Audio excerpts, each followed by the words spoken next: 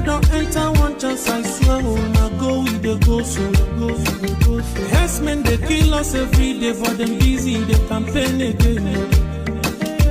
After they failed all the promises they made, oh, then they praise themselves.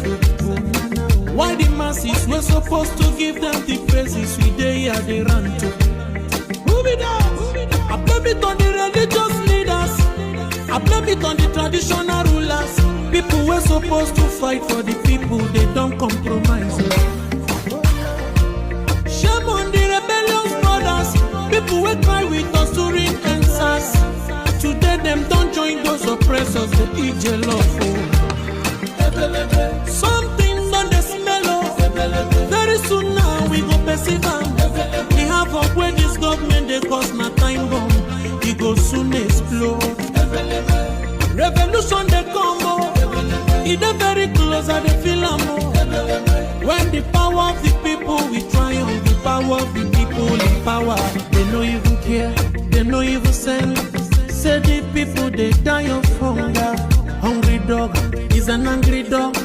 One day you go bite the owner. Idle man is the devil workshop. Many youths for Nigeria no good job. And the country the youths got no future. The country is gone, that's on period.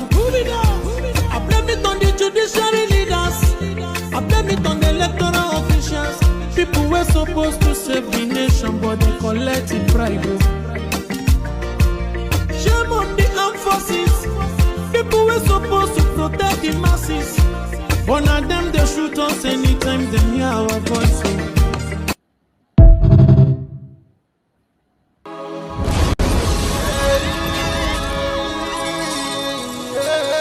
This is from Biafra's Got Talent. We are letting Biafrans know the reason why we should remember those who gave their lives for us, those who died, that we may live. You died to end my suffering. You died fighting for my freedom. Your blood is the seed of redemption. You are my inspiration. The deed no wrong with them, military shots at them. 67 to 70, we remember them. 2016, 38 May, memory still lives in our mind till today. Wonder why they refuse to publicize the genocide. The world media turn blind eyes to our plight. It's time to arise, land of the rising sun. Let's rise one more time, let's rise. Yo, we will never forget our fallen heroes. Those who gave their life for us. Onitsha massacre, Iwata massacre, Aba massacre. We remember you. Alright. Tell them I got that day. Remember when me tell you say I got that day. Yeah, I remember that what I called as a prospero. But the way you put like a papa nuku. But then when we hero, me tell you what I look and the what on this amiro. Me tell you what I day. For me the fall and the rest of man I tell you what I do. Me never give up. Me tell them Fallen heroes, I want to promise you something today. We must fight together, no retreat and no surrender. We must hold them down till the end of time. The most important thing is that we will restore their May your soul rest in peace. I look up to the sky with tears in my eye. For other Biafrans and for freedom had to die. We will never forget you as the days go by. You are always in my heart, forever be a part. They fought for our freedom. They died for our freedom. They fought the Nigerian soldiers in the war front. Without food, without guns. For our freedom, for our life, for our own good, for our children. We love them, our heroes. We want them. My heart bleeds when I saw them slain. Where will I be now if not then? They will remain indelible in my heart forever, forever, forever, and never, and never, and never. We serve in your plantation, and the way you paid us back with your bloody starvation. We play in our history that the death of my people is a mystery. No going back to get to a victory.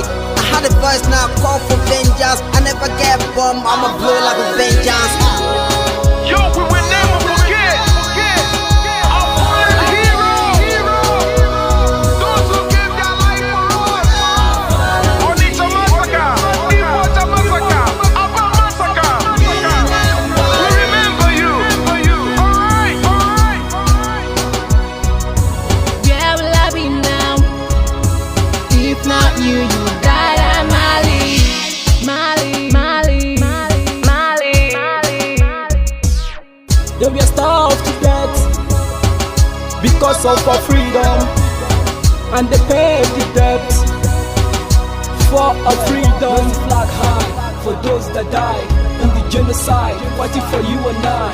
There is pain in our heart, we bleeding inside, tears in our eyes, so I'm falling here. This is for my fallen heroes. Give them motivation, people. It's like I'm looking at myself in the mirror. Cause to be a gas, I need to be a nurse. If we did not retire, yeah. They pay the ultimate price. They die for me, for the freedom of my unborn child. We live for the legacy. Yo, we will never forget our fallen hero. Onitsha massacre, Iwata massacre, Aba massacre. We remember you. Alright. Yo, we will never forget our fallen hero. Onitsha massacre, Iwata massacre, Aba massacre. We remember you. Alright. Yeah, put the flag in the air. Never be afraid. March on, cause we are more than conquerors. Yeah, you know what it is. I'm looking at myself in We the must mirror. revenge, and we must stand to represent who we are.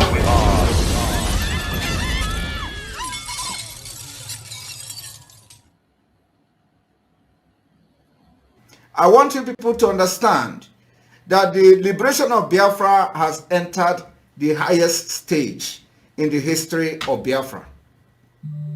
Not even during the war. I am telling you, it has entered the highest stage ever.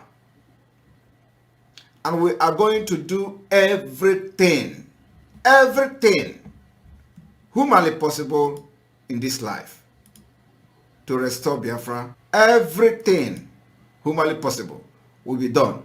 And I want you people to understand that the Biafra liberation is step by step, segment by segment,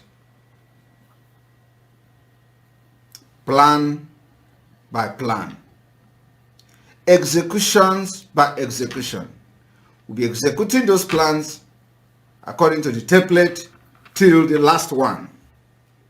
And Biafra. Let us go talk about the objective of your struggle and how do you intend to achieve it in practical terms? In practical terms, it is civil disobedience. The same way that Reverend Dr. Martin Luther King Jr. accomplished civil rights in America, the same way that Mahatma Gandhi led India to independence out of British colonial rule, the same principles we are applying, and might I add, very successfully too. We will do everything possible to unravel and unshackle the zoo called Nigeria. Everything humanly possible. No stone will be left unturned. We will sacrifice everything sacrificable. Material, life, blood will throw into. And we will do everything humanly possible to see the Biafra.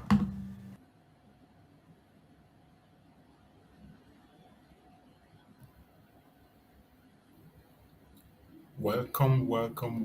Thank you for joining us on this very quick evening section. I appreciate everyone that has connected. Please like and share on your platform. Share to family and friends. Share to your neighbors. Invite people to join us on this very quick one on our evening section of our program. We have done our morning section, and this is the evening section of our daily program. Remember, in our evening section, we don't waste much time. We make it as brief as we can. At most, 1 hour or less than 1 hour, we are done with the message and we are good to go. So for those who did not join us in the morning, you still have the opportunity to join us now and get the same information. What we do in the evening is a kind of review of what we did in the morning and continue to push forward because this is a time that we cannot be silent. So wherever you are joining from, I appreciate you. I thank you for being part of the program. Kindly like and share. As you join, you like and share. Don't just keep the message to yourself. Make sure you invite somebody. Make sure you call the attention of somebody to join. You don't watch alone. This assignment is for you and I. We must continue to educate. We must continue to inform and let the world know what is happening. More especially at this very critical time. We are in a critical time where we must make sure that the voice of Mazi Nnamdi Kanu is not silenced. We must make sure that the voice of Mazi Nnamdi Kanu is heard. We must also make sure that the voice of Mazi Simon Ekpa is heard. We have to make sure that their legacy is kept intact. That assignment that they were doing while they were with us, today it is our responsibility to carry on that assignment. And you must try as much as you can to do everything humanly possible to make sure that their voice is being heard.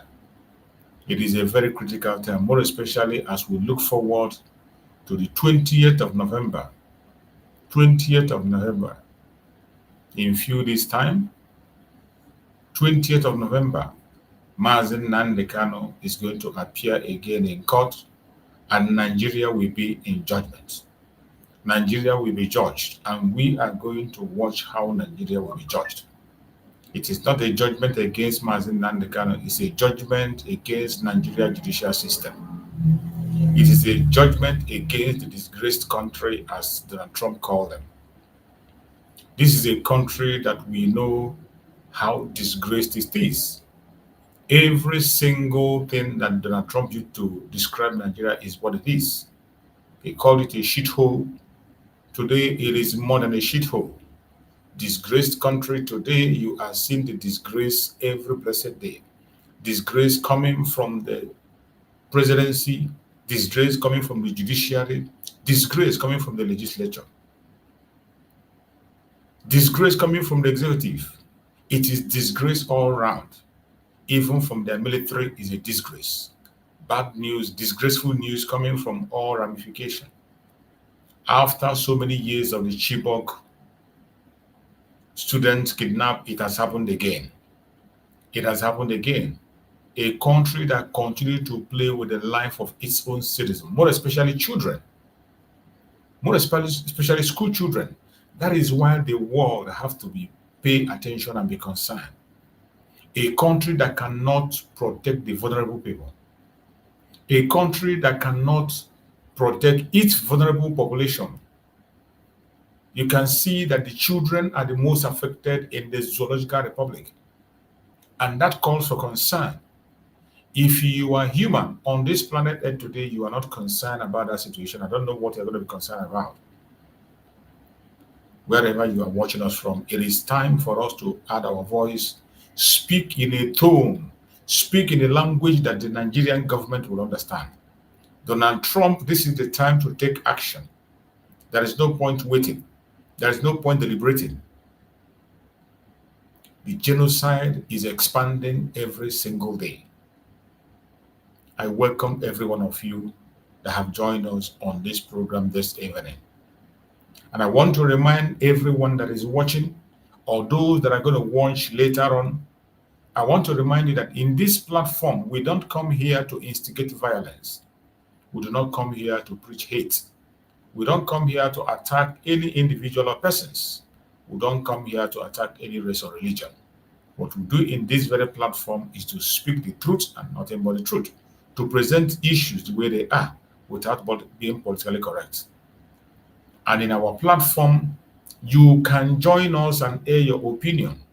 It's a platform for public opinion. Whatever your opinion may be, even if you are a one Nigerianist, Even if you are not an African, you are from other African country, wherever you are, as long as you are human and you have conscience, feel free to join us. As long as you are genuinely seeking for freedom, you are concerned about humanity, this is the right place to be. Feel free to join us. Ask your question, make your contributions, and state your case. If you have a superior argument, this is the right place to be. We want to engage you. We want to listen from you. We want to learn from you, and you equally learn from us. When you are joining us, make sure you have a superior and confirmed argument with evidence. Then you can join us and be able to make your case. We will give you ears to listen. We will listen to you, and we will not attack you. In this platform, it is not a place for propaganda, blackmail, or saga. No, we head straight to the point. And today, we have only one project ahead of us, the freedom of the Biafran people. And what is closest in the freedom of Biafran people is the case of our Supreme Mazi Nnamdi Kanu. As you all know, he will be in court on the 20th. Some places now are already on the 19th. That means it is tomorrow. For those who have entered 19th already, it is tomorrow. And for those who have not entered 19, it is day after tomorrow. The Zoological Republic will be placed under judgment. Nigeria will be placed under judgment. Every single one of you, wherever you are, you must continue to speak. Do not be silent. Do not be silent.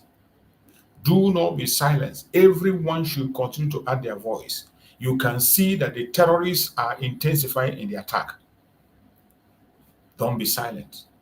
More especially on the case of Mazi Nnamdi Kanu that is coming up on the 20th.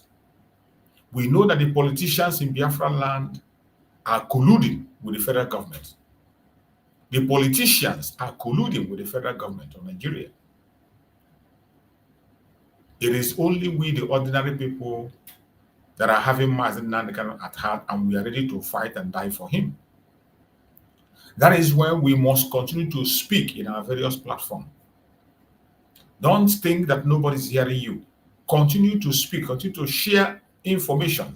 As you join us on this platform, continue to share. Don't say nobody's listening. Don't say you are tired. Don't be tired. Even myself that I'm here, sometimes I feel weak to come online, but when I remember the task ahead of us, I cannot afford to say no. Every single day, I spend 5 to 6 hours talking about the issue of Biafra. It is because this is a matter of life and death. 6 hours abroad, I know how much I can make in 6 hours.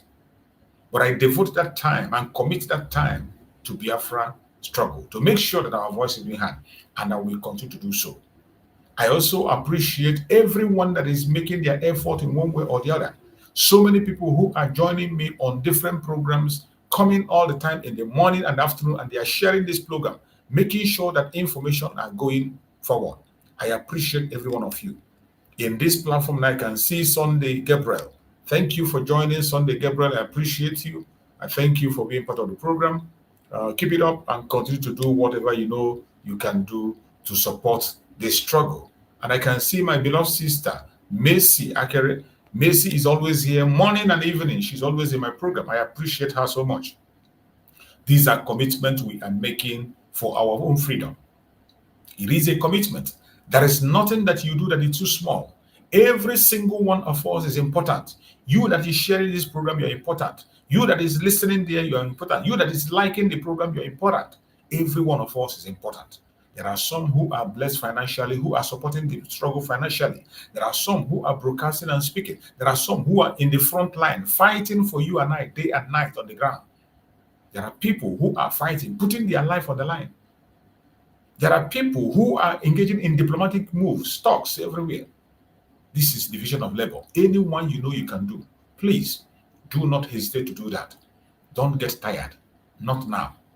If there is any time to get tired, it is not now. Nigeria has already crumbled. It has already crumbled. The Zoological Republic has already crumbled with what is happening today. We will not allow the hypocrisy of these Southeast politicians to hold Mazi Nnamdi Kanu down. We cannot allow their silence to continue. That is why we will give Mazi Nnamdi Kanu a voice. We will give Mazi Simon a voice. They want to silence them. They want to make sure that they stop them because they know that these are the face of Biafra. Mazi Nnamdi Kanu and our Prime Minister Mazi Simon, the face of Biafra, and they cannot withstand. They can't behold them. They know what these people stand for. They know what they stand for, and they are scared. They know that as long as Mazi Nnamdi Kanu remains in the picture, they will remain irrelevant, and every of their evil deed will be exposed. They know that as long as Mazi Nnamdi Kanu and Mazi Simon remain in the picture, that their fraud will not last for long. That is why we must not allow the voice of Mazi Nnamdi Kanu to be silenced. These so-called politicians are evil. They gang up together and they are planning against our sweet Mazi Nnamdi Kanu, making sure that he's not released. They are conniving with the enemy. They join the enemy to connive. How can you explain the fact that Mazi Nnamdi Kanu has been freed and yet they could not be able to speak up and ask for Mazi Nnamdi Kanu release?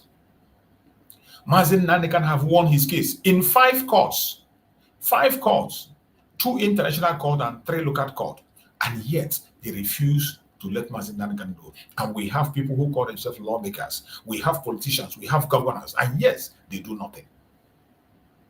And yet they do nothing. They pretend they are not seeing what is happening. We cannot be silent. If these criminal politicians remain silent, we, the people, will not be silent. We will continue to speak. We will continue to give Mazi Nnamdi Kanu a voice. We will continue to give Mazi Simon a voice. We will continue to shout on top of the world until the world acts. It is our voice that brought the attention of Donald Trump. Do not be confused and deceived about the genocide of the Christians. The genocide of Christians is the genocide of Biafrans. The genocide did not start today. It started many, many years ago. And as things happen, confessions are coming from the north, eyewitness accounts. So many of us, including myself that is speaking here, I lived in the north. I saw it firsthand. When you are hearing about the riot in the north, it is against the Biafran. Everything that happens in Nigeria, whether it happens in the north, in the south, in the east, in the west, wherever it happens, the people that will always be attacked is the Biafran people. The people they use as a scapegoat is the Biafran people. We cannot continue to pretend that these things are not happening. They are happening every single day. And what we have to do is to sit up and stand up. The Zoological Republic has ended. And we will continue to expose their evil. Nigeria is no longer existing. A failed state, a clueless and shameful, a disgraced state, country. I don't know how Trump managed to get those wonderful names for them. A disgraced country. As we speak today, their disgrace is flying on the media. The disgrace of Nigeria is flying on the media. As they are already preparing for their fraudulent election. In their fraudulent election, the terrorist organization that they formed, that they called party, they are fighting each other. And suddenly, the terrorist organization are the one today calling Trump to come and take action. The same people that don't want to see Trump in Nigeria, the same people that are talking about sovereignty, today, they are calling on Trump to take action. Are you surprised? Are you surprised? The terrorist organization that Canadian court, a court in Canada, first world country, declared that they are a terrorist organization, and people doubt it. Today, they are displaying their act of terrorism. They are showing the world that they are terrorists. And some of them shamelessly come out. Some of them, they shamelessly come out and they are calling for Donald Trump to take action. These are the same people who came and they say that there is no Christian genocide in the north. They deny the Christian genocide in the north. They say that Trump is coming to invade Nigeria. They say that Trump is coming for America. But today, surprisingly, these same politicians, these same terrorists, this same evil, when it has come to their part, now they are calling for Trump to come in. They are calling Trump to come in. Unbelievable. Unbelievable. This is how Nigeria works because they don't care about the masses. It is always about them. Whenever they are not favored, they begin to speak the truth. Once they lie, the propaganda, the fraud favors them, they will not speak the truth. Once the fraud is on their own favor, they will lose their manners. They will lose their manners and they can support any evil. They can support the devil himself when it doesn't favor them. Just like the terrorist country that is ruling Nigeria, the terrorist party that is ruling Nigeria, go and check how they came to power. The terrorists today that they have baptized and called them bandits were brought by this same APC, the people that this terrorist organization that is ruling Nigeria today.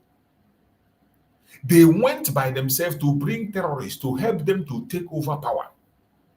Even though they know that the country has sovereignty, the same people that are shouting about sovereignty, they went and they met terrorists, paid them, told them to come in, help them to take over power. These terrorists followed them, came in their numbers. They didn't hide it. In the open, the president, late criminal, Muhammadu Buhari, announced on national TV and told them to come in. They will be given visa at the port of entry. They all came in. Now, the terrorist party, with the terrorists they used to take power, are now destabilizing everywhere. They are now causing mayhem. They are now destroying everything in their path. And Donald Trump cannot stand and watch the life of the innocent Christians being wasted away. He decided to act. Every one of them is shouting about sovereignty. Sovereignty, sovereignty. Don't come, want to take oil. But today, surprisingly, I saw that disgraced country that Donald Trump called them is what they are. There is no name that you call Nigeria that is not what they are. Just like when Mazi Nnamdi Kanu called them the zoo. Today, people are confirming that zoo is more organized than Nigeria. People today are saying that Mazi Nnamdi Kanu gave them a beautiful name. The zoo is more organized than Nigeria. The same way when Donald Trump last time called them a shithole. Today, Nigeria is worse than a shithole. Nigeria is worse than a shithole as we speak. Donald Trump called them a disgraced country. And they say, why would he say a disgraced country? They are not a disgraced country. Today, their disgrace is in the market. The disgrace of Nigeria is being sold in the market. The terrorist organization that they call parties that are running the country, their disgrace is smelling. I am going to play the video for you to see where they are, but in a country where you have mad people. In a complete mad people, they gather together and they form a party, form a government. What do you get? What do you get? And somebody will still come and you begin to identify yourself as a Nigerian. You identify yourself as a Nigerian. You should be ashamed of yourself. You should be ashamed of yourself. If you identify yourself as a Nigerian, you should be ashamed of yourself. Even in the midst of the warning that Donald Trump called, the disgrace is smelling. The disgrace is so much. The disgrace is so much. Everywhere you look. And the terrorists are not stopping. They are increasing in their terrorism. Anywhere you look, you see them. Anywhere you look, you see them. Today, they have increased their attack. They have increased their attack up to the extent of taking the life of a brigadier general. And yet, there is no outrage. And yet, the military have not given order. They have not given a marching order. They have not given a marching order. Can you imagine if a brigadier general died in the southeast? You can imagine what will happen. If a brigadier general died in the southeast, you can imagine what will happen. You saw how they destroyed Okuama. Okuama community was leveled. Okuama community was leveled because of the problem they created for themselves. The military themselves involved in bunkering were fighting for their bunkering ground. And they ventured their angers on the Okuama community because the same people attacked themselves and killed themselves. You remember what happened in Udi? Udi was leveled, innocent life, children and women were murdered in cold blood in Udi because of the loss of a life of a soldier. Today, a brigadier general is murdered in the northern part of Nigeria by the so-called bandit, and nothing is being done. Nothing. Everybody is going about their businesses. Everybody is going about their businesses. It doesn't matter. A disgraced country. And I want you to see the disgrace in display. This is the disgrace in display. The terrorist group that they call party in Nigeria. Oh my God. Oh my God. This is a terrorist group that they call political party. When a Canadian court told you that the ruling parties in Nigeria are terrorist organizations, this is PDP. This is PDP. The same party, they are fighting in their secretariat. Police form two parties. One group for Wiki, one group for the other group. Every one of them armed, tear gas everywhere, dragging who owns the secretariat. The same terrorist group or political party, PDP, two groups fighting. Each group has their own police. Each group have their own army. They are fighting for who owns the secretariat. A disgraced country. A disgraced country. When they say Nigeria is a disgraced country, what other disgrace can be more than this? A serving minister, the Hitler, years a week, a serving minister carrying thugs with police and army to invade the secretariat of their party, and their party group also with their own thug, beating up, including beating up women. You can imagine, they beat up even women. You will see a woman that they slap there. Look at that woman. Look at how they slapped the woman. You see how he slapped a woman? That guy just slapped a woman. A woman.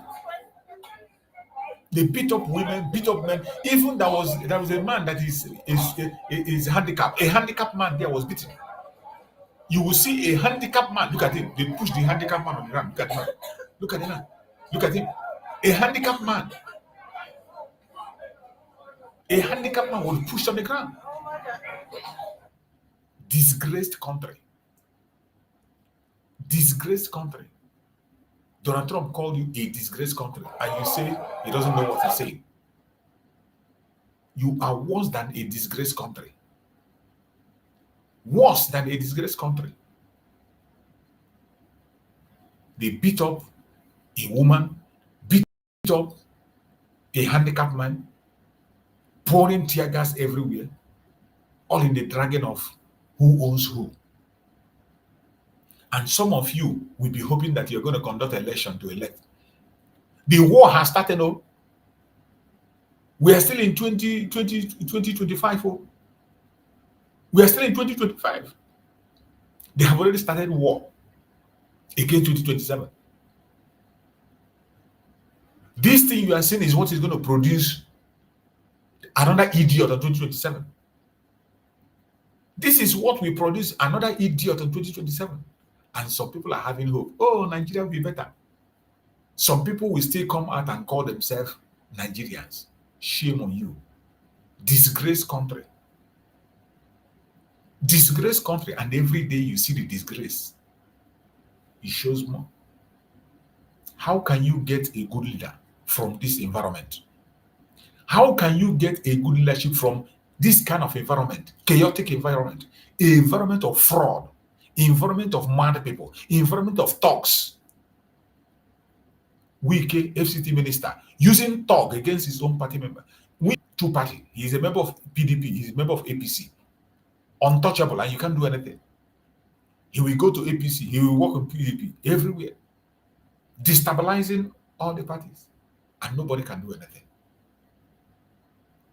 When a Canadian court told you that the leading parties in Nigeria are terrorist organizations. This is a typical example.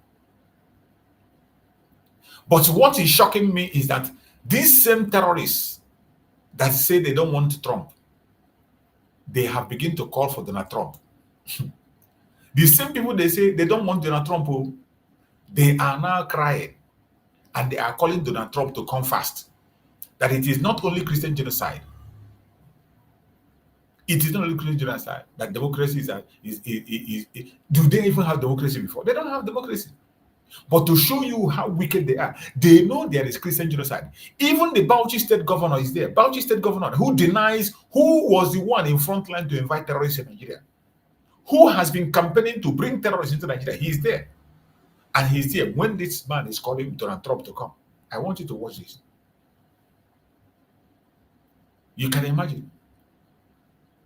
The same terrorists that say they don't want Donald Trump. President Trump, what is at stake is not just genocide against Nigerian Christians. You should come and save democracy in Nigeria. Democracy is under. This man you see here, this man is the one who is promoting terrorists. He's one of those who say that Fulani from all West Africa should come into Nigeria. This man here, this man. He said that a Fulani man is just a Fulani man.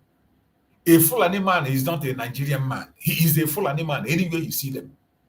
He is the one who was on national TV advocating for Fulani to come from all parts of the world, reintegrate them, reabsorb them, give them everything they want. The same thing Sheikh Gumi is doing today is what this man was preaching on national TV, governor of Bauchi State. Look at him. Look at him today. He is here standing and calling for Donald Trump to come and take action because they drove them away from Secretariat. Now, for his own selfish interest, he's calling Donald Trump to come and take over. Look at it. Look at the idiot. Look at the idiot. Look at him.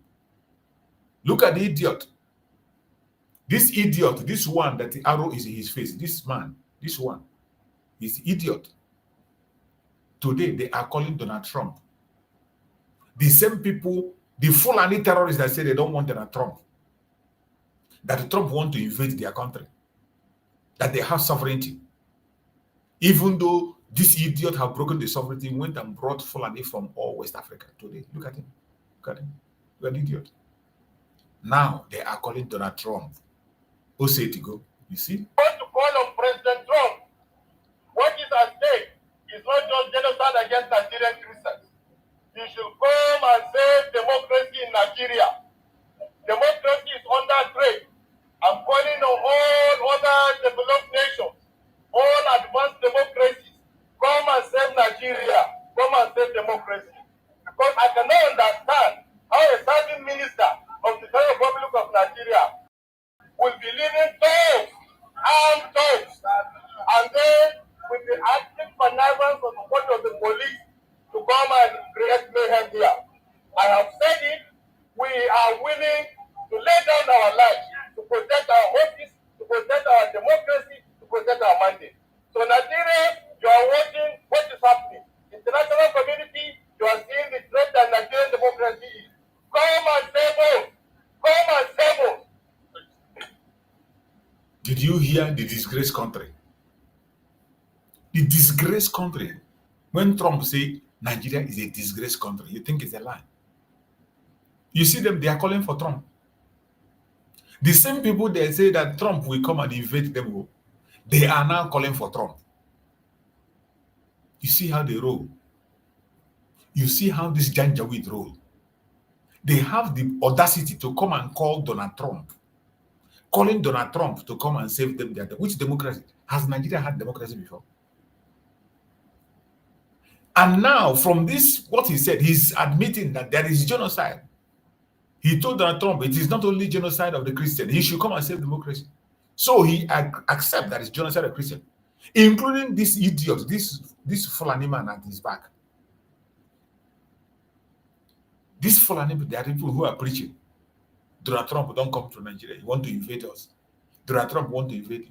Donald Trump want to take the economy. Donald Trump don't come. Today, look at the idiot calling on Donald Trump. Hand don't beat him. He's not calling for Donald Trump. It is a shame. A disgraced country. How else are you going to describe it? Nigeria is a disgrace I don't know if there is any other word to use to replace this disgrace. Somebody should borrow me a word to use. Somebody should borrow me a word. We have called it a terrorist country, a failed state, a disgraced nation, a shithole, a zoo. Which other language are we going to use for this entity before they dissolve it? Which other language? How are we going to explain to the international community, to the world powers, to divide this country, disintegrate this country, and allow people to go? How else are we going to talk about it? How else? How else? What else are we going to do? How else are we going to speak to the world to understand? These are a bunch of idiots. They don't want to see Trump. They don't want anything about it. But you see how Chukwu Okakabiyama catch them. When he hook them, they begin to say the truth. They begin to say the truth. Now their political career is threatened. Their evil agenda is threatened. They are calling for Donald Trump. The same people that say Donald Trump want to invade them. Disgraced country. Disgraced country. This man, this Fulani man, Bauchi man, is one of the men that created the problem in Nigeria today. He is sponsoring Boko Haram. He is sponsoring bandits. This Bauchi state governor is a sponsor of bandits. He is in the front line for the persecution of Christians in Bauchi state. In his state, he changed the local government headquarters from the area where Christians are living and he transferred it to somewhere else. This Bauchi state governor. He took the local government chairman office headquarters. He took it away from the area populated with Christians and he took it to the Muslim side. He suspended a Christian lawmaker in his state. He suspended her throughout the section. He suspended her because the woman questioned, why would you remove the headquarters from the place it is and to the place? It's abnormal. You don't do that. It's against the law.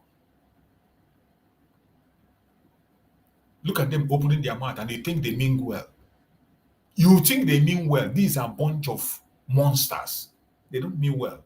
They don't care about you. They don't give a damn about you. It's about them and their evil agenda to Fulanize the country.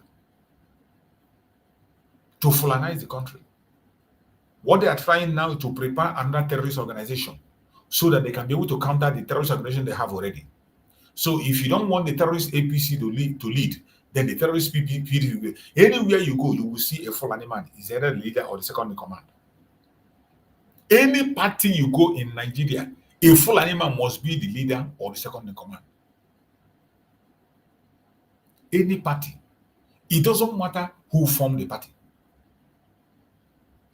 You must be the party leader must be, the candidate must be either a Fulani or the vice will be a Fulani.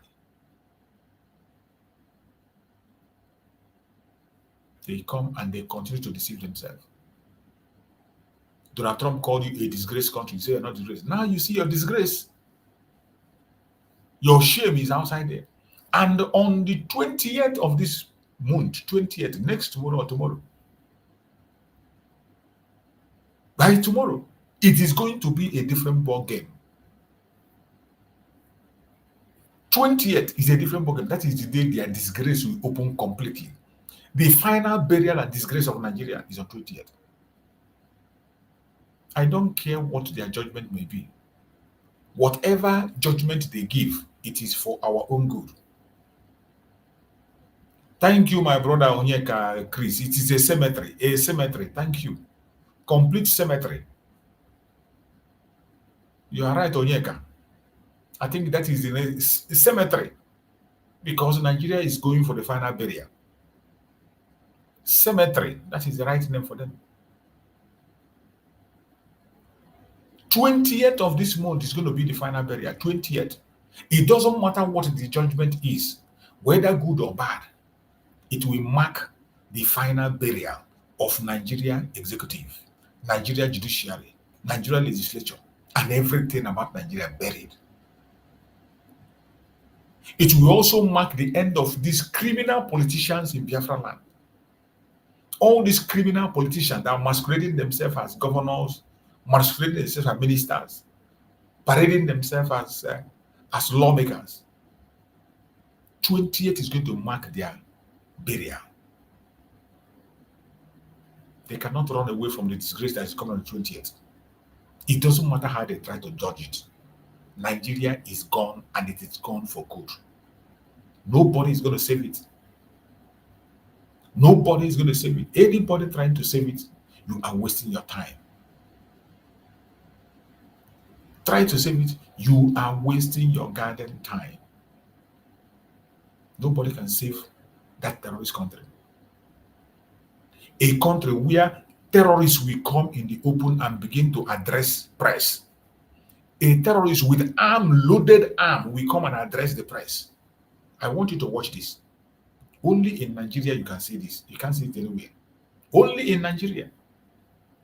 That is where terrorists will come to address press.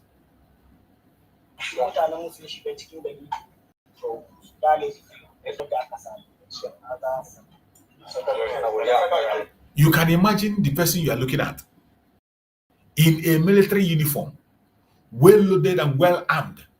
This is a terrorist discussing with the government, talking about the peace deal, giving order and command. Look at him. Look at him, well dressed, well equipped, a terrorist. The press are covering him. Look at his bodyguards, well armed and loaded. A terrorist giving a press statement before the whole world in Nigeria, with government officials listening, with government officials, military officials paying attention, and he's giving orders. You can imagine. Only in Nigeria you can see this. Can you imagine? This one is the military representative. Look at him. Look at him. Government representative negotiating with terrorists. You can imagine. You can imagine.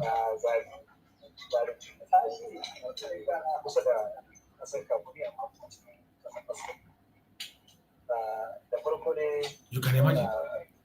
Terrorists addressing the press, well armed, with military uniform. If they see an innocent person with military uniform in the street, they beat you up. If they see an innocent person wearing a military uniform, they will beat you up. They will disgrace you, they will naked you. But look at the terrorists, well loaded, armed, head and toe. Look at their arms. Imagine. Imagine.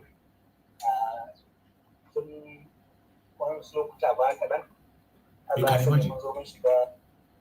Only in Nigeria. Only in Nigeria. It is this same country today that is holding Mazi Nnamdi Kanu, a man that have not raised a finger. The only thing that was found with Mazi Nnamdi Kanu is microphone. Every single charge against Mazi Nnamdi Kanu is broadcast, email broadcast. But look at the terrorists, well armed.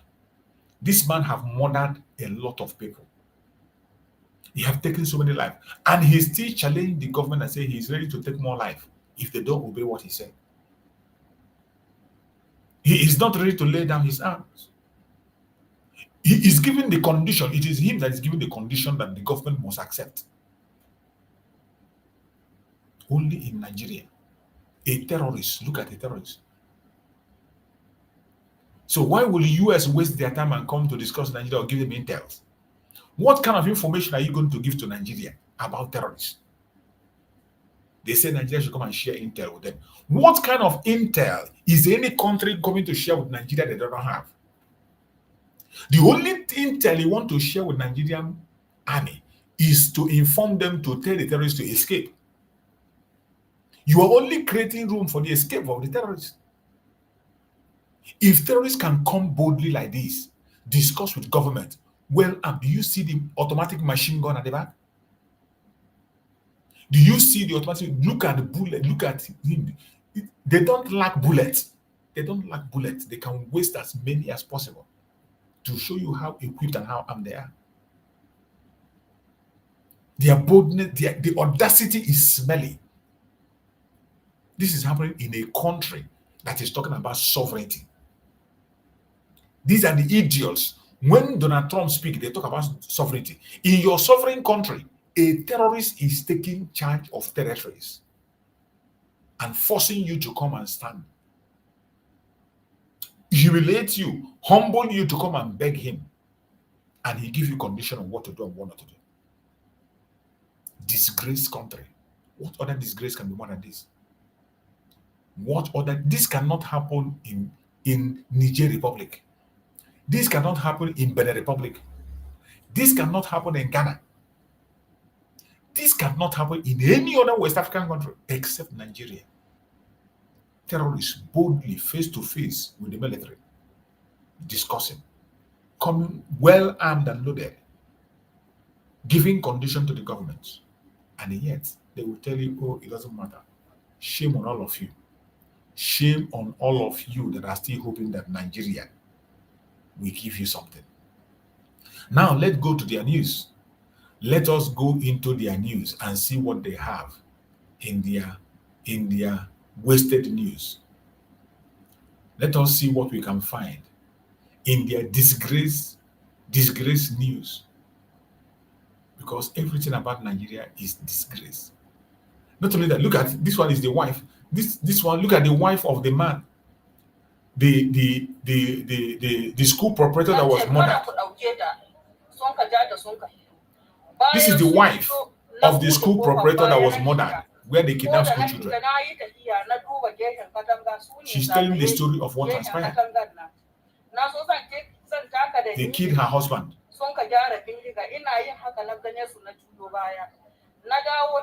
Her husband was murdered.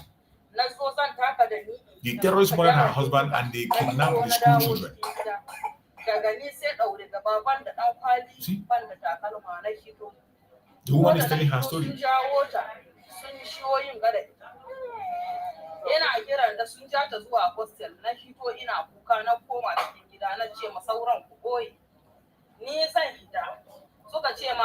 The wife of the teacher that was killed.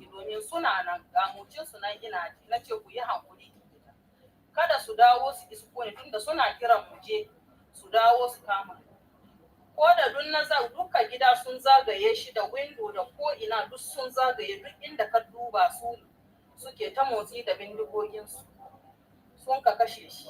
Inna lillahi wa inna ilaihi raji'un. Inna lillahi wa inna ilaihi raji'un. Inna lillahi wa inna ilaihi raji'un. Inna lillahi. They murdered her husband. Da sun ka dauke ta sun ka je hostel da ita. Sun ka je sun ka bude hostel sun ka shiga sai suka ce ke ki kwanta mu halbe ki sai ta ce in kwanta ku halbe ne sun ka ce sai ta ce to ku bari in yi hitsari garin haka sun ka bude sun ga wayancan ta yo hitsari daga nan sai ta sheka ta yi ta shiga cikin daji har ta zagayo ta iso shoyin asuba ko da ta iso gari ya waye. Ina sunanta ana Hajji ne take SS2 SS2 shekara ta nan kada ta goma sha Allah muna masallaci wurin sallah. These are the people that their children were kidnapped. The parents of the children who were kidnapped.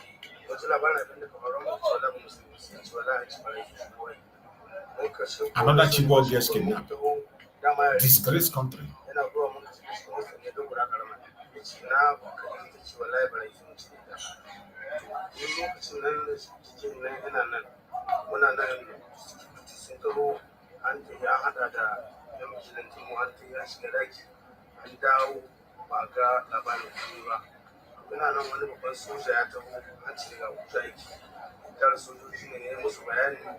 ina da yin kwanci a rayuwar sun jaci su tabbatar da sun rescue na yaran da su ne zai tabbatar da sun ana aiki akwai wani captain nasu ya ce tabbatar da cikin na nan daga ko ina sai an tabbatar da an dawo da yaran nan. Sun yi abin da suka so ce mataimakin gwamna ya zo ya kira mu nan ya ce yana ba mu goyon ado da babuwa insha Allah yaran mu za su dawo cikin shi lafiya kar mu rabu. Muna nan kuma muna da wani sarki wanda mu muna jin daɗi su gani da Allah da sarki da mu. Kai kurin to wurin gani dai sarkin nan kuna da cimai gani da Allah. Wallahi yanzu na wurin gani da gaba. To wani hali kun ka shiga da musamman ita mahaifiyar? To mahaifiyar yanzu ban kira da kuma ga da mu haɗa ido da ita ba bai ta kai ba kuka ba. Sai mu shi ka tun da soyayya da ni kuma da kai abun da ya cika gida da yan uwana da nata ana tukuri. Ki dawo ne zauna an muga wanda an kai. You can see, these are the family of the people that were kidnapped. This one is the wife of the teacher that was murdered. Disgrace country. Even when you think you have seen it all, you will see more things happening. When you just think, oh, it has finished, you don't know that the real problem is just starting. Just when you think you have seen it all, you just turn back and you realize, oh, the problem is just beginning. A disgrace country. When we say disgrace, a very disgraced country that can never ever survive. I want us to go to this report again. From their media to see the kind of thing that is in the zoo. You see the kind of things you find in the Zoological Republic. Glad to have you back, still VOP this morning. Nigerian Army top officer and Commander Brigadier General Mba has been killed by Islamic State West African province Islam fighter after the terrorists reportedly intercepted and tracked his location along the Damboa View houses in Borno State. Multiple security sources confirmed. The tragic incident occurred shortly after the brigade commander had participated in a successful joint air and ground offensive against insurgents in the area. According to report, the general had earlier spoken with his superiors, confirming that he was safe following the operation was regrouping with his team. However, the officer's communication may have inadvertently exposed his body. Oh. He was captured alive while the terrorists interrogated him briefly before summarily executed him. Meanwhile, Mohammed Idris, Minister of Information and National Information, says that President Bola Tinubu has ordered the swift rescue of a female student abducted from government girls' secondary school in Banda. Nonsense. Gunmen attacked the school at Brigadier General murdered and the country is going for that.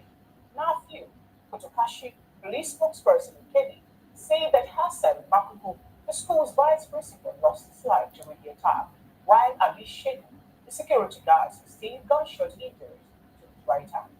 Reacting to the development in a statement, Idris said Tinubu has condemned the attack and reaffirmed the federal government's commitment to protecting all Nigerians, especially school children. Quite unfortunately. We have it also in the studio, Prince Francis Chidaka, who is a public and political affairs analyst, and joining us virtually is a National Secretary, retired member of the Nigerian Armed Forces, Ambassador Dr. Omein Roy Okidebe. And also we're joined from Oka by Honorable Jofo Iguatu, former member of the State House Assembly. He is also a political and public affairs analyst. Good morning, gentlemen. Good morning, Prince Francis. Yes, good morning. Good morning, Honorable Jofo Iguatu. Good morning. All right, good to have you join to this conversation. Ambassador Roy, good morning, if you can hear me. Good to have you join today's conversation, Ambassador, if you're there, please. All right, let me start off with the studio. All right, we'd like you to unmute your device. You can hear me. Unmute your microphone, Ambassador Roy, if you can hear me. All right, well, we'll let you walk through that to, establish proper communication with you. We'll bring the conversation to the studio where we'll have Prince Francis Chidaka.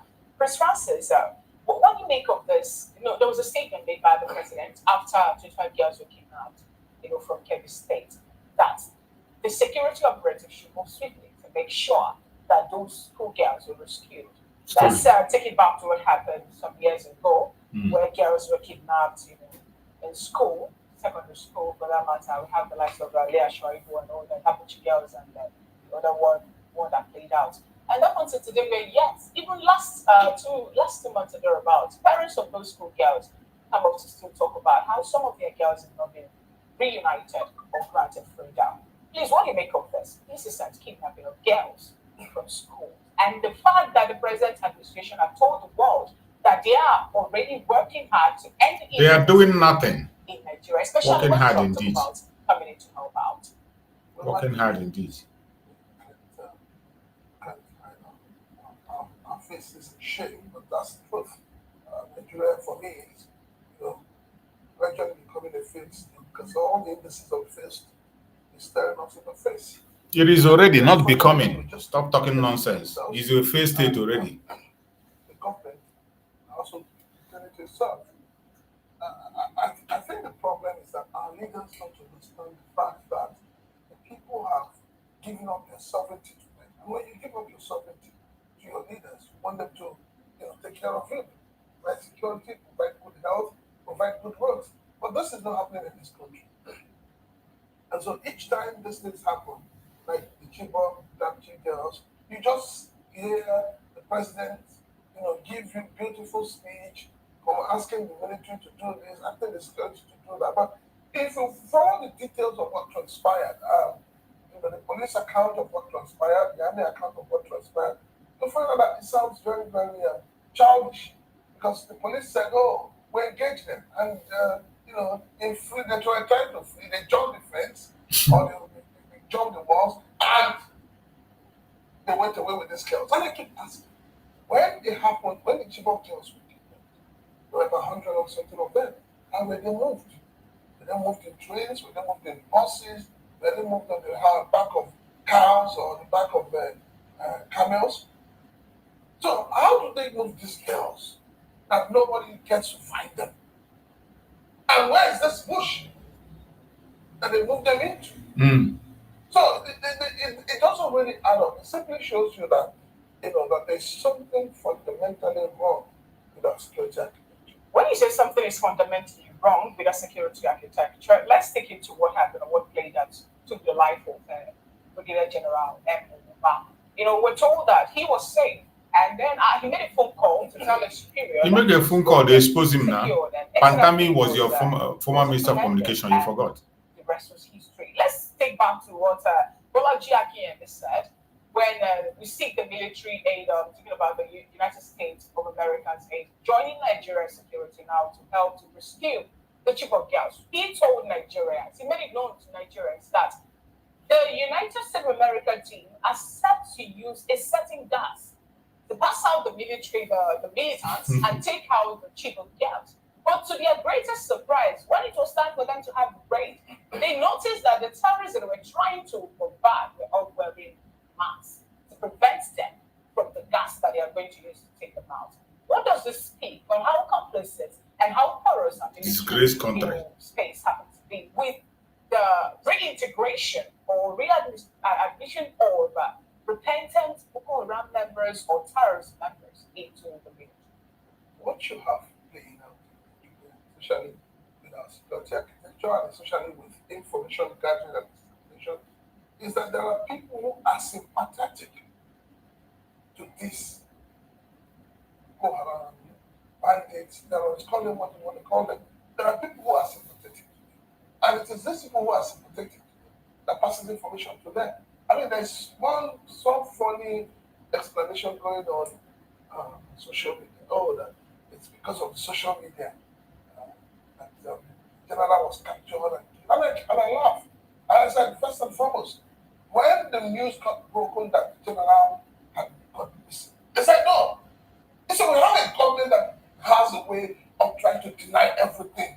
And that's why I say each time government begins to deny something, then it means that there's something there that we need to look into. Someone say something about this general. Some people telling the people or the people that kidnapped him, the ISWAP team that took him where he was. Because, for example, we don't have the codes, the track to start with, getting the satellite information on the phone call being made, lay out there in public. It's not there where anybody can actually find it.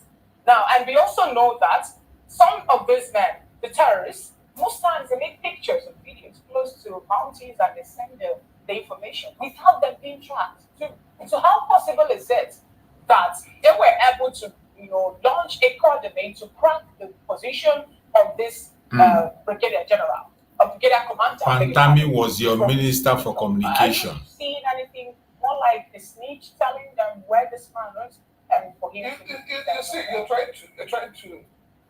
trying to go round and round and round the truth.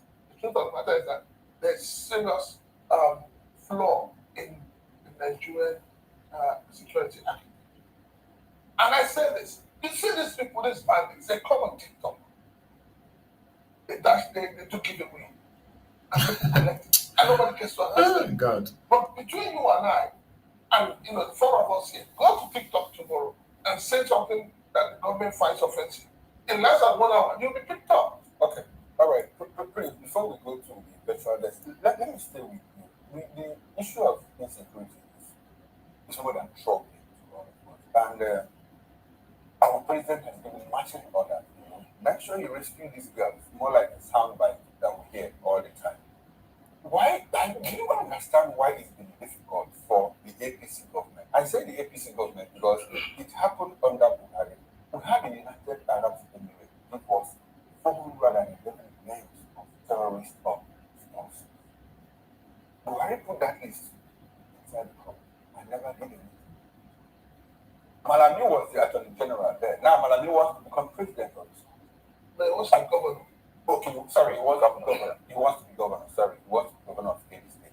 I don't have a problem with that. Tinubu is in place. And that list, nobody has revisited that list. Do you read any intention? Or is it complicit? Is the government complicit? How did APC come to power in the first place? Protest, propaganda, those were the tools. Don't forget, they used the issue of Chibok girls. They used the issue of Baptist girls. Now, your present vice president was the governor of Borno State when it happened in Chibok. When the girls were kidnapped, what did he do? Your current minister of FCT, remember, was the then minister of state for education, who claims that he went there and he told them they shouldn't allow the children to go for the exams. But the government said no, where everything is in order. So when you put all this together, you ask yourself, we have also heard, how some people had come to say, oh, we brought these people into this country for them to help us in case the election doesn't go the way we want. Who has been arrested? You have a Sheikh Gumi who's been going about the whole place asking the government to negotiate with bandits, terrorists, Boko Haram. And I ask, what do they want? What is the reason for negotiating with them? All right. Let's hold our thoughts and let's take this very quick break. When we come back, we'll continue the conversation.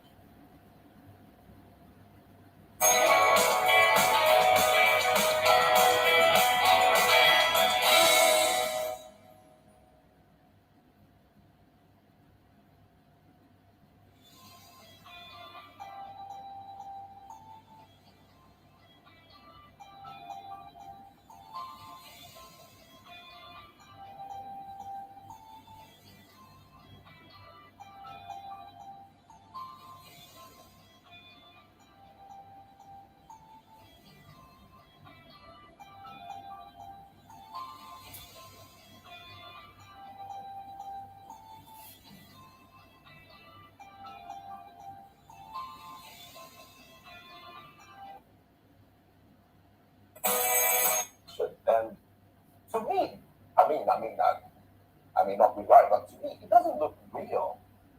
And we see the Nigerian army denying the arrest and execution. What do you make of that? And if you've seen the video, which I think you have, is it real? Okay. One thing I like to tell people is this. When your house is on fire, what do you take out first? Every emergency response, emergency situation advisory, intervention, procedure will always tell you, leave.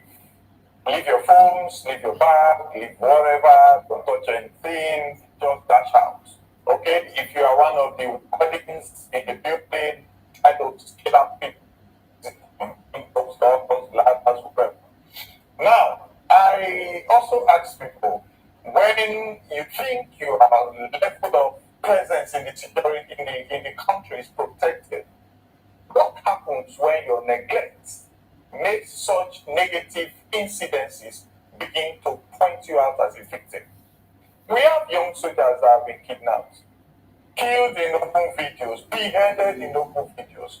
We have 2 military personnel that went to their village to get married. They were kidnapped and they were killed. And there was one lady officer like that. It also happened to her. And everything was just looking at stories. Now, let me tell you, as we speak now, even commissioners, senators, they are being kidnapped.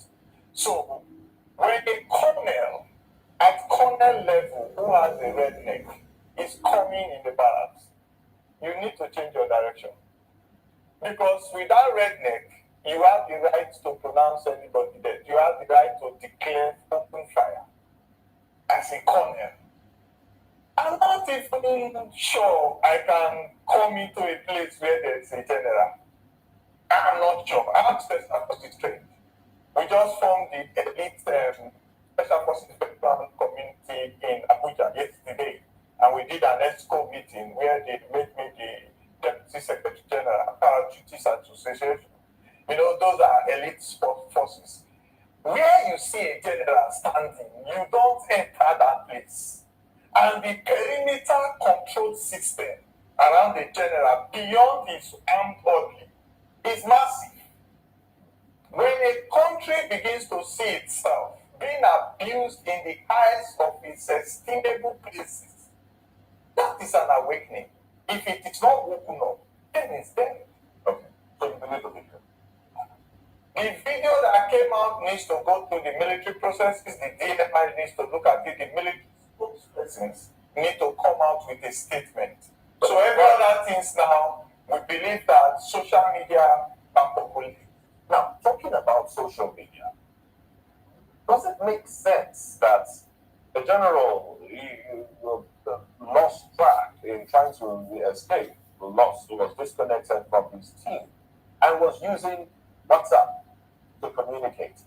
Does it make sense that he was sending videos of his location via WhatsApp, a social media application? What does that say, assuming this is true? Because I have a problem with this. But assuming this is true, what does that say to reconnaissance?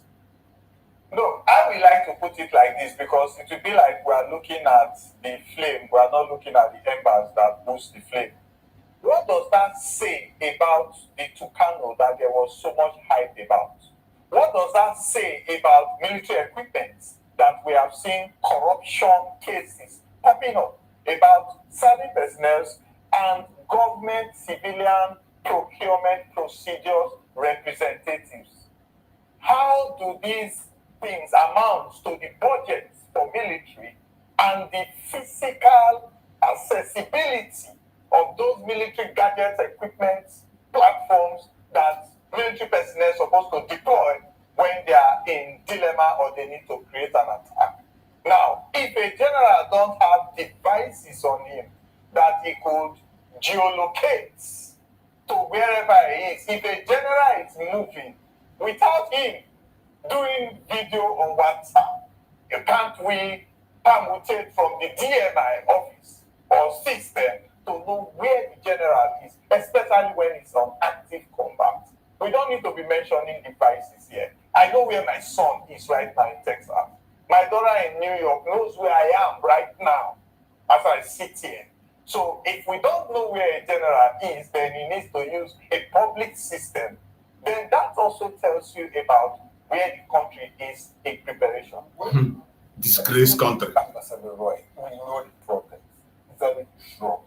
Yeah. Very disheartening. Disgraced country. General is utterly killed. Yeah. General of the Nigerian Army. Yeah. By who? People will call raptor. Yeah. Terrorism. Ambassador, how did they get under this country? We know the problem. Well, one of the things that we need to understand is this. The problems were created by us. we did not know the magnitude that it will get to. That is why you see politicians now porting from, everybody's porting to APC. After this election, if APC does not win, everybody will be porting to wherever there is a win. What is the criteria and the policy to port? Now, every organization in Nigeria already believes in godfatherism.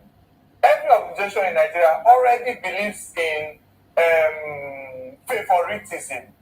If the people that are making the budgets ask for budget padding because they need to get something for themselves, if the people that stay in the villa, like the vice president, asking for billions and trillions of money to renovate his office, when a school carrying the next generation of the country does not have protective delineation against incursion and adoption.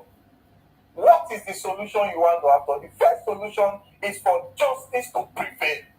Justice against crimes instituted in the Constitution, murder, arson, criminality, corruption. Once justice begins to prevail, then the government to remove its hands from agencies. The police, they should create their own system where they nominate whoever comes to be alive. Justice should start prevailing on the 20th. The case of Mazi Nnamdi Kanu. The chief of staff comes out. The politicians should face delivering democratic benefits, education, roads, medical, and all that. You talked about the military. You said the military. You know, the Nigerian military, I recall, when we used to go for external operation, when we come back to Lawrence and all, in the Nigerian military, what do you think is the problem? Is it a problem of lack of equipment? Or is it a problem of lack of training? Or is it political complicity on the part of the political elites? What would it be for you? Let me remember one instance when I was serving in one mechanized infantry division, Kaduna. And we had a gunshot somewhere. We were just about 6 of us. And the young officer there was moved. We moved immediately to the location. And we saw that 2 policemen were handicapped. And there was no phone call then, so we communicated as we communicate. And we got approval to protect the police, to protect that community, and to withdraw immediately the police reinforcement came. And that was what we did.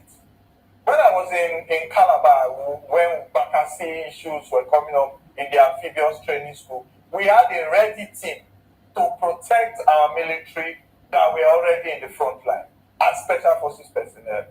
Now, we don't connect with any civilian institution once there is threat to life and national security. There was no NSA office. NSA office that we bring in to begin to decide what the military and the police does. There was no interpretation of Igbo, Yoruba, Hausa. There was no, who is that guy there? Is he a Muslim or a Christian? Everything becomes what is a threat to the country and we wipe it out immediately. We don't have any court. When the Nigerian government, politicians, started to go out to beg for loans and benefits, that was when you started to hear human rights in how we treat criminals. Then murder cases and firing squad began to get interpretations. So the governor that is supposed to sign a firing squad begins to ask, who is that guy? They say, he's a boy to ambassador. Have you called ambassador? No, sir. Call him now. Ambassador, this boy. I think you should tell the judge to just pen it. I'm in France. I'm trying to buy some houses for my children. So they pen it and they are alert. Beep, bing, bing. Oga don't send. Oga don't send. And everything is pended. And that is the process. I'm talking as a witness. I'm not telling you ESC. Now, when we began to weaken the strength of penalties, accountability, then we opened the door for frivolity. Let's take this conversation to Honorable Geoffrey Igwatu. Good morning once again, Honorable Geoffrey Igwatu, and good to have you. Now, the present administration has spent $801 million, in buying equipment, weapons now for Nigeria, for us to be able to have the issue of security. with the way things are going and the fact that some people have also come up to say that some military personnel is at this point are complicit, and also the reintegration or readministration of the repented Boko Haram members or terrorist members. Now, sometimes people say that they're being involved in the military. Are we going to see all this help out in any way to stop the issue of insecurity? The spending of $801 million, one breath, and in another breath, more like pardoning and also encouraging people who have killed to still be moving freely under the non-kinetic measure of curbing insecurity. I don't think the issue still remains or anything about the funding. What is the problem in Nigerian military is about tactical formation, it's about information leakage, it's about betrayal, it's about sabotage. There is no way anybody can convince most Nigerians that there is no leakage of information around the military circle. Now, if you accuse me of stealing anything and you invite the police to get to the police station, one of the things you see is that 2 trucks of mobile policemen will be sent to my house to arrest me. And there is nothing I will do to run away from them just because you accuse me of stealing 1 or 2 little things or 1 or very minute cases. Now, bring it up to the military, that level of military. How can a brigade commander at that level be so easily captured and killed? It sends a very bad signal. It is a very shameful occurrence. It's a pity that we're hearing such from this great country, this supposedly great country, Nigeria. Supposedly. $800 million to buy arms and ammunition and giving it to people who are not dedicated, giving it to people who are sabotaging the national security to handle, makes no difference. It doesn't make any sense. So the level of killing, level of abduction are far becoming constant, even more constant than when good luck Ebenezer was the president. The number of people that are being kidnapped, 25, 200 and something, 300 and something, school girls is a very, very, very pathetic case. Nigeria is falling into a very dangerous. A pathetic case indeed, very unfortunate. Let's bring it back to the studio. Bring Francis. Now, you did say, you didn't mention Jonathan era when this happened. 200 girls kidnapped, and now 25. And do you see this? Do you see a pattern in this? Could this be politically motivated to make the government look inactive, look bad, so as to have something, to say to topple or to, push out this? Yeah, I think that would not be the right word to use, because when the American president said that he was going to come to help the people, suddenly our politicians became very patriotic. You noticed, you saw a lot of, I call them dead politicians coming on to do videos and telling you how patriotic they are, telling you how the Americans are coming for the natural resources and all of that. So if they could do that, and then the government was showing that they are in charge, I don't think anybody is doing anything, to paint this government in a bad light. I just think that the government itself has failed the people. And that's why I said that when you and I gave up our sovereignty to the government, we gave it up believing that they will provide security for us. But they have failed us, and they continue to fail us. And there are questions. We talk about 400 and something names given to the former late president. The new president came in. He has not done anything about it.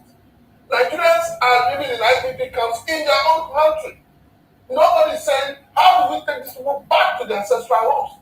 Nobody is asking, who and who is occupying these ancestral homes? So it's just a failure in governance and government not facing the reality to know that the battle before them is something they cannot handle with all the videos people are making, talking about sovereignty, talking about patriotism. The issue of insurgents, these guys, always on TikTok, always doing videos. In fact, I was watching TikTok video last night where some of these bandits were making videos and always a supposed soldier was commenting on the video, saying that we'll get Nigeria you and all of that. And it was laughable to me. What do you make of that? And also, I'd like you to react to the 25 girls kidnapped. The kidnapping of the 25 girls. What do you make of it? Could this be for the TikTok? Can we trace them using algorithms? Your son can trace them. Your son, your children of today. My child will tell me that share your screen, and they will just do some things on my phone and it's sorted out. I'll say, how much will I pay? You get these things are an insult. Go to schools in Nigeria here. Look, I like talking about our university students. You can have young boys and girls that will become strategically deployed to monitor these things. But you take your own TikTok now and talk about the senator and go and hide. You hear the other guest that is virtual. He said 10 trucks of mobile policemen will storm that place. Go and hide in another village, anywhere, inside a canoe, and be there and be doing your TikTok. Another canoe will park by your side, and you hear we are from the DSS. You're under arrest. So we begin to see a country like this organ said now that has removed priority from citizenry deliverance of democracy and placed priority on individuals and cliques and cartels within the country. If you talk about the 25 girls, I asked someone the other day, I said, if those girls were one of your daughter, one of them is your daughter, tell me your state of mind right now. For your daughter to be in the hands of drug addicts, wanton destruction mindset, set of people. Now, remove that and tell me, amongst the women in Nigeria today that are elites and highly educated, what kind of intervention have they come together to look at? Now, remove that. Come down again to the security system and ask me. I believe I can. We have done it before. Even those days when we were doing Operation Sweep and all those things when I was in Dodabad, we can keep a bait, park a car somewhere and put double trafficator. Before 10 seconds, around 4 a.m., you will see over 20 people in hoodlums around that car, looking at it like this. You get it? You can put a bait. All the schools in our outskirts, sir, in all of those exposed regions, sir, they are living baits. Why not create intervention system, deterrent system, and meet them at the point of entrance, far away from the school? Because immediately they gather and begin to move in that total space, they come together, they are not scattered.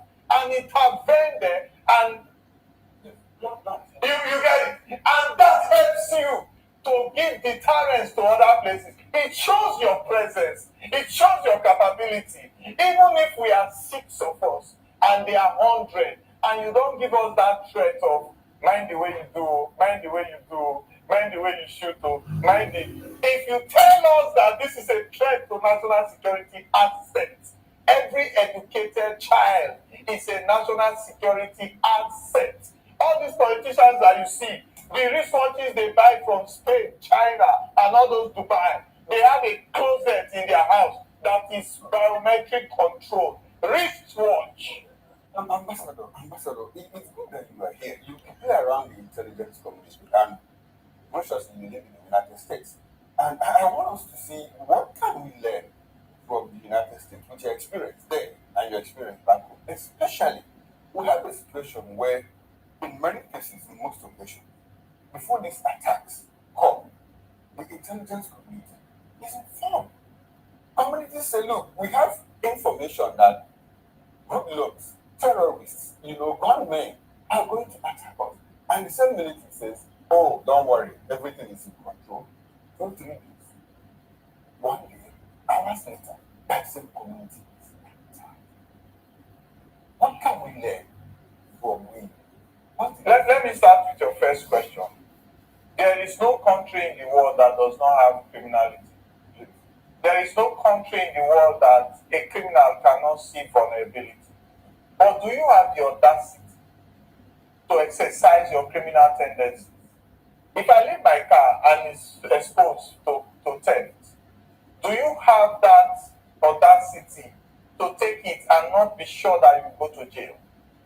Because intervention and opportunity to get to identify perpetrator. Do we have your data, your registration lines, your ability to use phones? You know, so many of them use phones to even collect ransom. Do we have the correlation of your geofencing? Where are you at this point? When you leave point A to point B, is there any flag if you have been flagged? You know, do we have communities that they take your identity so serious that before you buy some items, before when I got my gun clearance, before I could get a Glock to buy, I had to go through some processes, you know, and even while using it, there are rules of engagement, and you are sure that you violate those rules, you are going to answer for it. You know, there is no judicial system where even the president has wanted to do many things. You remember the old time what the US wanted, Donald Trump wanted to build the wall to block up. The judiciary will be asking questions, not another political party, not innocent citizens like you that are supposed to be enjoying your sleep this morning to be asking questions.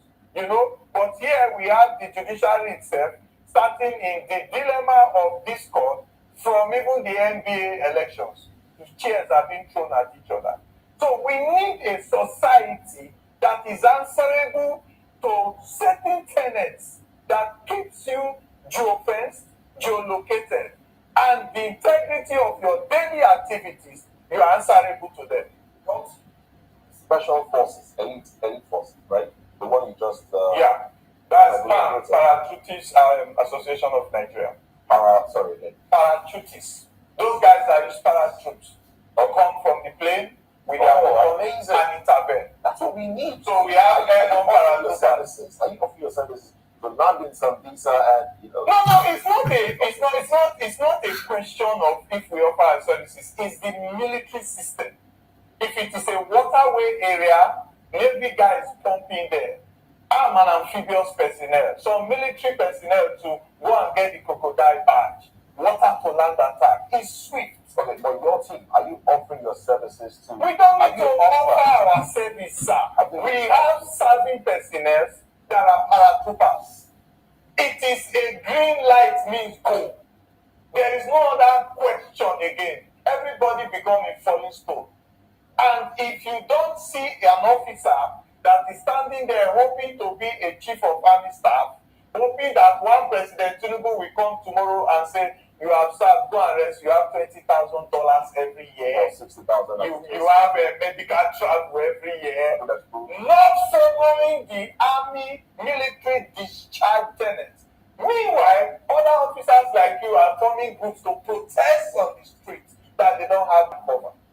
You are giving benefits. So, as a young officer coming up, I want to get there. I want to grab those benefits. I want to be an ambassador after serving, and people, soldiers and citizens have died in thousands without any accountability on my part.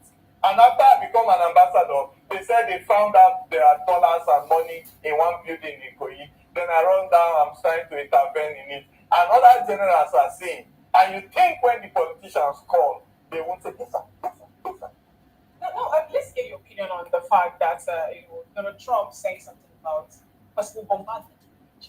What do you make of that? Because today, one of the national journalists, Sagi Okori and others are asking that Nigerian government should seek external help to help calm the issue of insecurity. What's your take on the statement made by Donald Trump, and what do you think that would be for Nigeria in such a Do we agree that the world is a global village? Yes, we do. Why? Because you can be in your house today and you want to sell anything, you can sell to somebody in China. Somebody in China can sell to somebody in Nigeria, just at the press of a button. Transaction is made, goods are sent, monies are sent. So the world is a global village. So we live in an estate. So in that estate where we live, your children are playing loud music, smoking in their hair, and breaking bottles and fighting in the compound. And it's disturbing my peace. And it's allowing other hoodlums to come and gather in your place. Because as a father, you cannot call them to order. Will I not come and knock at your door and say, hey, what's going on here? Who are these guys smoking in their hair? If you don't take time now, we'll run down this house.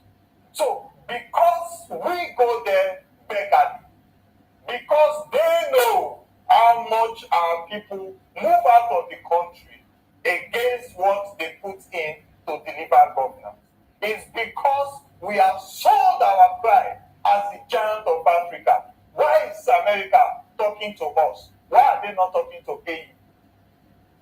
Shouldn't they be talking to ECOWAS? Let's bring it down.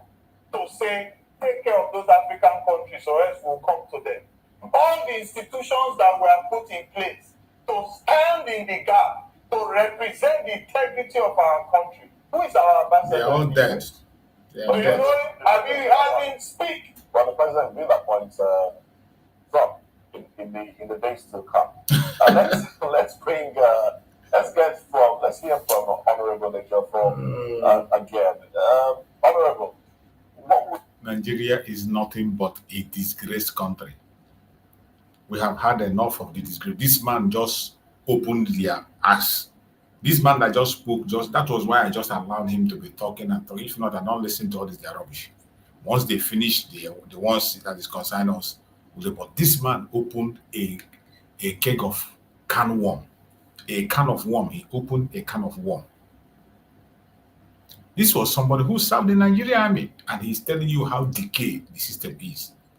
How decayed is it? And today, only idiots will still remain in that place, and they are hoping that something is going to be good. Only idiots. And we wish them well. As for us Biafrans, we are gone, and we are gone for good, and there is no going back. We have gone, and we are gone for good. There is no going. Nothing will bring us back to the Zoological Republic. Nothing. I appreciate everyone that have joined me on this very evening program. We are bringing our program to an end. It's an interesting one. And we continue to bring informations. Evenings like this, we go to their conventional media, bring informations, and we share. Every evening, we will be doing that, getting informations. And because you cannot just be working with that, we will use their own information to give to the world and expose their evil. You see them confirming that Nigeria is a failed state in that studio. When we say it in our program, some people think, oh, we are making it up. Somebody just confirmed it in that program that Nigeria is a failed state. Some of them will come and say it's a failing state. It is not a failed state. The whole indices are present. So it's a failed state. I appreciate everyone that have been able to join me on this program. May Chukwu Okukabiyama guide and protect everyone of us. Thank you so much for being part of the program, and hope to see you again tomorrow morning. We're going to be here on morning program, 7:30 a.m. in the morning. Please share this program, like and share. Click the notification bell. If you have not yet subscribed, subscribe. We are coming back in the morning with another bombshell. Be in the morning program. Tomorrow program is going to be hot. Make sure you are in the morning program and start with us. If you want to enjoy it, start with us. 7:30 in the morning, Biafran time. Mind you, Biafran time, if you are free, join us 7:30 Biafran time. Please click the notification bell, like and share. Very important. I appreciate everyone that have participated in the program. May Chukwu Okabiyama guide and protect you and bless you. May Chukwu Okabiyama bless and protect our supreme leader, Mazi Nnamdi Kanu. Protect our Prime Minister, Mazi Samaneba. We hope that 20th will mark the end of our tragedy and will mark the end of the Zoological Republic. Thank you so much for watching. See you again tomorrow morning. Stay blessed. Good night, everybody. Bye-bye. Nigeria don't enter one chance, I swear, we'll go with the go so. Herdsmen, they kill us every day, but them busy, they campaign again.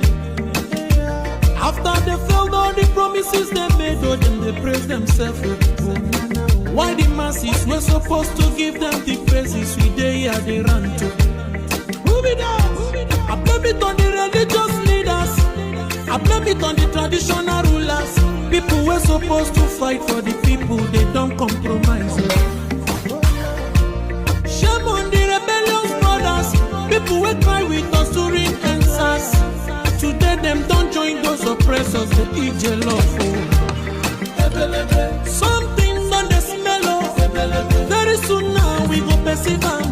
We have up where this government they cause my time bomb. It go soon explode. Revolution they come. It is very close at the film. When the power of the people we triumph, the power of the people in power. They no even care, they no even send. Say the people they die of hunger. Hungry dog is an angry dog. One day you go bite the owner. I don't man is the devil workshop. Many youths for Nigeria no good job. And the country the youths got no future. The country is gone, that's on period. I blame it on the judiciary leaders. I blame it on the electoral officials. People were supposed to save the nation, but they collected bribe. Shame on the armed forces. People were supposed to protect the masses. But now them they shoot us anytime they hear our voice.